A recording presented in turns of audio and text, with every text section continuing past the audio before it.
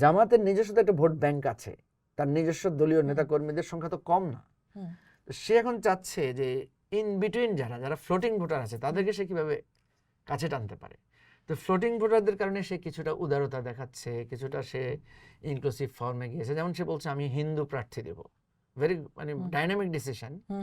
কিন্তু ধরেন তার দলেরই নীতি আছে যে একজন কর্মী যদি ইসলামের মৌলিক নীতিমালা মেনে না চলে তাহলে তো সে সদস্য হতে পারে না পার্টি একেবারেই। হ্যাঁ, তাইলে একজন হিন্দু যিনি প্রার্থী উনি তো দলের মৌলিক নীতিমালা মেনে চলবেন না, তো চলতে বাধ্য না, তো উনি তো এই ধর্মেরই অনুসারী না, নাম্বার 1।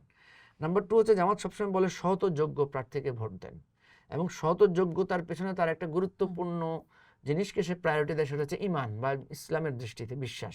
তাহলে একজন অমুসলিম যাকে উনি প্রার্থী দিচ্ছেন সে তো ইসলামের মানে ওই যে তার দৃষ্টিতে সে তো তাওহীদ, রেসালাত, আখিরাত এগুলোর উপরই তার বিশ্বাস নাই।